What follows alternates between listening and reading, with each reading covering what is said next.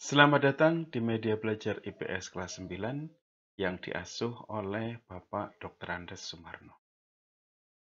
Jangan lupa subscribe, like, dan komen.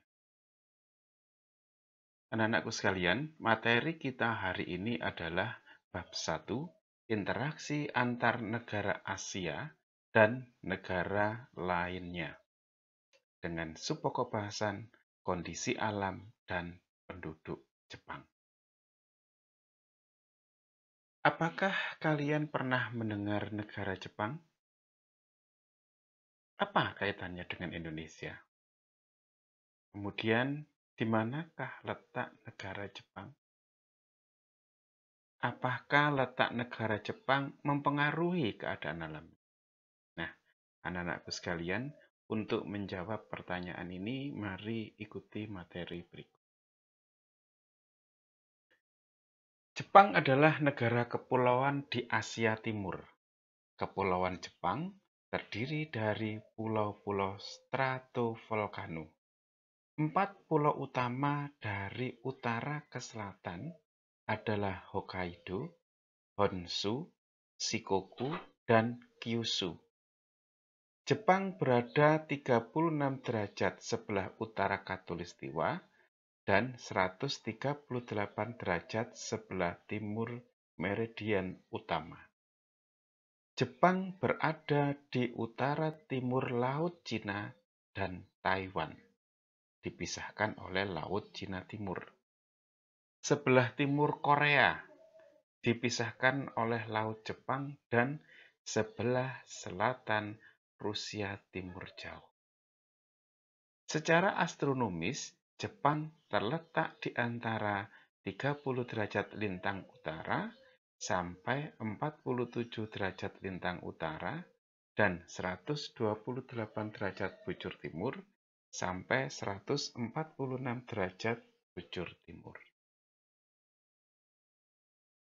Jepang memiliki iklim sedang dengan 4 musim, yaitu musim semi, musim panas, musim gugur, dan musim dingin. Musim semi dimulai sekitar bulan Maret dan ditandai dengan munculnya kuncup bunga plum. Setelah bunga plum berakhir, kemudian muncul kuncup bunga sakura.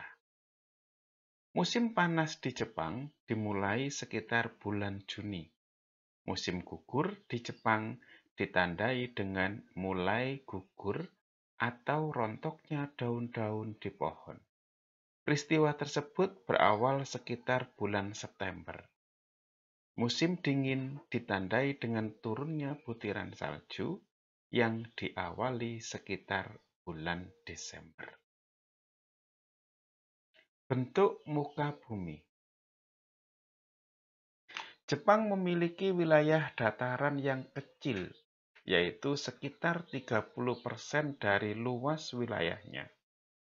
Sebagian besar atau 70-80% wilayahnya terdiri atas pegunungan. Wilayah dataran terletak di sepanjang pantai. Selain itu, ada pula dataran yang relatif kecil luasnya di Hokkaido dan menjadi pusat aktivitas penduduk. Geologi. Jepang terletak di tepi bagian barat dari Samudra Pasifik. Daerah ini merupakan bagian dari cincin api atau Ring of Fire yang terdiri atas banyak gunung api. Setidaknya terdapat 192 gunung api tersebar di negara ini. Salah satu di antaranya merupakan yang tertinggi di Jepang, yaitu Gunung Fuji, 3.776 meter. Karena banyaknya gunung api, maka sekitar 25% wilayah negara ini tertutup lapisan vulkanik. Jepang juga dikenal sebagai negara yang sering mengalami bencana gempa bumi. Mengapa demikian? Ya, karena Jepang terletak pada daerah perbatasan antara lempeng benua Asia dan lempeng Samudra Pasifik. Lempeng benua Asia terangkat karena berat jenisnya yang lebih ringan, sehingga membentuk Kepulauan Jepang. Pertemuan atau tumbukan kedua lempeng tersebut juga menimbulkan gejala gempa dan gunung api. Sumber daya alam. Jepang memiliki sumber daya mineral yang sangat terbatas. Karena itu, Jepang sangat tergantung pada bahan mentah dan bahan bakar hasil impor dari negara lain. Hasil tambang dari dalam negeri sangat tidak cukup untuk memenuhi kebutuhan industrinya. Beberapa hasil tambang tersebut adalah batu bara dengan kualitas rendah, timah, seng, mangan, tungsten, antimoni, dan krom. Minyak bumi ditemukan di Honshu Utara, tapi produksinya sangat jauh dari kebutuhan. Sumber daya mineral yang cukup terpenuhi adalah belerang. Pertanyaannya adalah, mengapa demikian? Nah, untuk menjawab hal ini, telusuri informasi tentang proses pembentukan belerang dan proses pembentukan pulau-pulau di Jepang. Flora dan fauna. 67% wilayah Jepang justru masih merupakan hutan. Beberapa jenis tumbuhan yang dapat dijumpai di antaranya adalah pohon ek, bambu, maple, birch, beech, dan poplar. Hewan di Jepang telah banyak berkurang. Dulu di negara ini dapat ditemukan babi hutan, monyet, serigala, dan rusa. Namun, kini jumlahnya terus berkurang. Kondisi penduduk. Jepang memiliki penduduk sebesar 126,9 juta jiwa. Walaupun jumlah penduduknya besar, tetapi ada kecenderungan terus mengalami penurunan. Angka kelahiran di Jepang relatif rendah, sehingga terjadi penurunan jumlah penduduk. Pertumbuhan penduduk Jepang minus 0,1%. Berarti setiap tahun terjadi penurunan jumlah penduduk sebesar 0,1%. Sementara itu, jumlah penduduk lanjut usia semakin besar jumlahnya karena keadaan kesehatan yang lebih baik.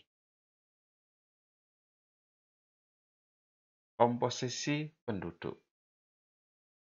Penduduk Jepang terdiri atas beberapa etnik, tetapi yang dominan adalah etnik Jepang yang mencapai 98,5%, Korea 0,5%, Cina 0,4%, dan lainnya 0,6%.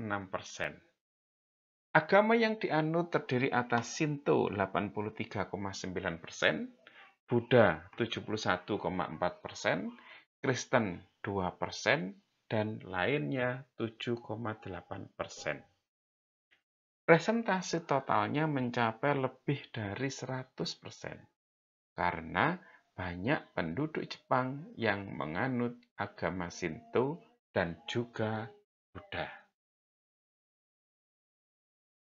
Anak-anakku sekalian, sekarang marilah kita diskusi dengan diskusi kelompok. Bentuk menjadi 4 kelompok. Kelompok 1, absen 1-8. Kelompok 2, absen 9-16. Kelompok 3, absen 17-24. Absen 4. Kelompok 4, absen 24-31. Materi diskusi kita hari ini adalah berdasarkan kondisi fisiknya, Jepang memiliki keterbatasan untuk memenuhi kebutuhan hidup penduduknya. Lakukanlah analisis untuk menjawab pertanyaan berikut ini. Kelompok 1, apa pengaruh keadaan alam Jepang terhadap kehidupan penduduknya? Kelompok 2, apakah keadaan alam Jepang mampu memenuhi kebutuhan penduduknya akan sumber daya alam? Bagaimanakah cara Jepang memenuhi kebutuhan sumber daya alamnya? Kelompok 3, bagaimana cara Jepang agar mampu memenuhi kebutuhan hidupnya dengan keterbatasan potensi alam yang dimilikinya? Negara mana saja yang memasok kebutuhan sumber daya alam Jepang? Kelompok 4, kondisi sumber daya alam di negara Jepang relatif terbatas. Untuk memenuhi kebutuhan penduduk dan industrinya, negara ini mengimpor sumber daya alam dari negara lain. Mengapa Jepang menjadi negara unggul dibanding dengan negara di benua Asia lain? Nah, setelah kalian berdiskusi, nanti silakan masing-masing kelompok mempresentasikan hasil diskusinya. Waktu kalian diskusi adalah 20 menit. Selamat berdiskusi. Nah, setelah kalian berdiskusi, nanti kalian kerjakan tugas mandiri yang kamu kerjakan di rumah. Perhatikan peta negara Jepang. Gambarkanlah keadaan fisik negara Jepang berdasarkan ketampakan yang ada pada peta tersebut. Warna hijau pada peta menggambarkan dataran rendah, sedangkan warna coklat menggambarkan dataran tinggi dan pegunungan. Semakin coklat warnanya, semakin besar ketinggian. Selamat mengerjakan. Jangan biarkan pembelajaranmu mengarah pada pengetahuan. Biarkan pembelajaranmu mengarah pada tindakan. Berbakti untuk negeri, Sumarno Guritno, blogspot.com. Akhirul kalam. Wassalamualaikum warahmatullahi wabarakatuh.